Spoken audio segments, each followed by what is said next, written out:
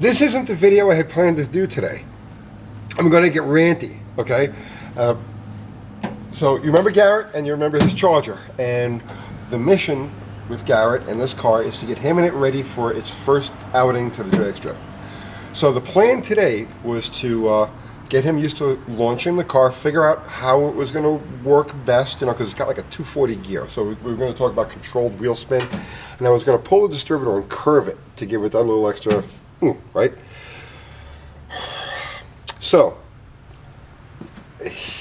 he's marking the damper over here and getting that ready. And remember now, he doesn't know. This guy's a novice. He's learning this stuff, right? This is his first time in here. Well, I had a helper in here. People wonder why I work alone, okay? So I'm going to show you why I work alone and why you really can't trust anybody. And again, he doesn't know. He's new to all of this stuff. So I had a guy, he'll remain nameless, but he had been hanging around the shop helping. So when Garrett and Austin left last week, the car had a little water leak and there was... it was leaking from the distributor and the oil sending unit. Okay, so they were going to fix those oil leaks. So 17 hours after I left, I get a text. Okay, we're all done. The car's ready to go. And it was the helper, all right? So I freaked out. I'm like, what do you mean? The car's ready to go. Why didn't you call me last night when you had a problem, right? 17 hours to fix an oil, to change the distributor. So, we had all kinds of problems. We had to MacGyver a bunch of things. I lost it at that point. You MacGyver things when you're stuck in the Sahara. You MacGyver things when you're in the middle of nowhere and you've got to get to the next place. You MacGyver things when, you've got 2 minutes to the next round and you got a problem with your race car. You MacGyver things. You do it, right? There's never ever an excuse to MacGyver things in a shop, ever. You leave it when you run into a problem like that. You stop. You leave it to the next day. You get the parts you need. You approach it with a clear head. So I got rid of said helper based on that. So now a week goes by and Garrett brings the car today. And we're going to do everything we had talked about doing for this video. And oh my God, right? I'm seeing all of these things. Now I got to show. I'm going to go through this. Just show what I've observed here. Okay. So the first thing is first. I see all this duct tape over here, right? I see this hose, this fuel line, this rubber fuel line, which has to be shortened. And I'll talk about that in a minute. Is wrapped in duct tape. And why did he wrap this in duct tape? Wait. He said that he was trying to keep the heat from this, making a vapor lock issue here. Okay, so now, are you paying attention to this? Look at me. He wanted to keep the heat from this hose from causing a vapor lock issue on this hose, so he wrapped both of these hoses in duct tape, right? But then let's go 6 inches down. Look at this. He zip tied the fuel line to a heater hose. He zipped, okay? He did all of this, okay? And then he zip ties the fuel line to a heater hose.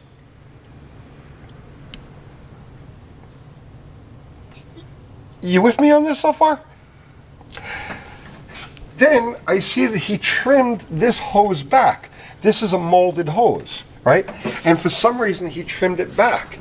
And the hose is cutting into, the hose is about to pop. We have to change this hose. The hose is cutting into, the clamp is cutting into the hose.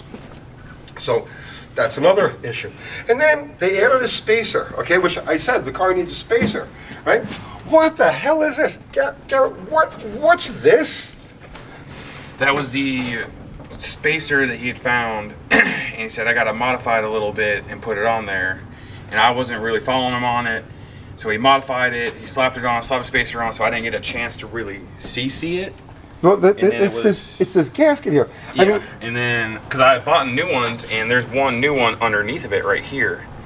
But then he had modded this one, and at that time we were, 8-9 hours in, and I was like, man, I gotta go to work the next day. It took this ding dong 8 or 9 hours to duct tape these pieces of hose? Yeah, and then do that to this down here. And now you do realize, right, I literally have every single carb gasket known to man that's ever been produced in this dimension in a box right over there, right? Well, that's what he'd said, and I trusted him enough to go find one as I was trying to figure out everything else out. Me not knowing a lot, and I understand. No. I am not coming down on you at all. I feel terrible because you should never have been exposed to this level of I don't even know what to call it. I don't even know what to call it. So, and then it was the next morning about 8 a.m. and I was like, all right, no more. I really gotta go. And put it back together. I never looked at it. As soon as I knew it was ready, open, running, I jetted out of here. And unfortunately, I had to call out of work because I had an hour sleep in between. Right. Oh no. But you guys should have called me as soon as you ran into problems, because I could have come here and I could have straightened out all of this in like 2 minutes. Now, so again, let's get back on track here. We've got to get this car ready to go to the track. And one of the issues that we're going to have right here is that if you're running at any type of a track that does any type of inspection, you can't have this much rubber. You can only have a very short amount of rubber connection between anywhere in the fuel line. So this has got to be replaced either with a piece of braided or a piece of hard line. This banjo fitting is going to have to go. We'll replace that with a regular nipple and route this thing in a more realistic way. All right. And then I notice you've still got an oil leak. yeah, I'm pretty sure it's still coming from that oil pressure sending unit. We took it off, cleaned it, and then I asked if we should like thread tape it back to put it on there. And he said, no, it's okay. It's Teflon tape. Yeah, Teflon tape. And he's like, no, just go ahead, put it back on there, and then just tighten it, and then give it one good more crank.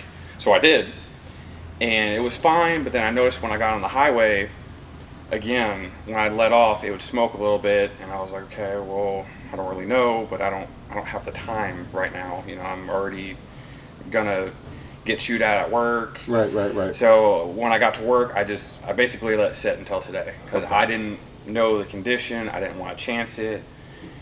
And with being people down at work, I kind of just left it alone. All right. No, like I said, you're completely absolved of any wrongdoing in any of this, you know. But I think it's important to show people the level of incompetence. So here's okay. So pay attention to this, okay? If you're new to this, if you're learning the ropes, like Garrett is, okay? People will come along and represent themselves as knowing what they're doing or having an idea what they're doing, okay? And you could very well end up with exactly this situation. I mean, that hose is going to pop. This is vapor lock in the process of happening. This is a car that will not pass tech at any track that actually does tech. It still has the oil leak that you guys had started out to begin with. This carburetor gasket, I have no idea what the hell is going on with that, right? These are all of the things. This is what happens when you put your faith in somebody like Garrett did that represented themselves as knowing what they were doing, right? Do your homework, you know, before you let anybody touch your car, before you let anybody get involved in stuff, before you take on somebody as a helper and let them just run around your shop and do whatever, okay? I just learned a lesson that I've learned before. I just relearned another lesson. Did you learn a lesson? Yeah, I did. All right, so we're going to straighten this thing out and we'll go from there. But that's the update on Garrett, his Charger, and what we're doing with this car. Yeah? Yep. All right. I'll see you tomorrow.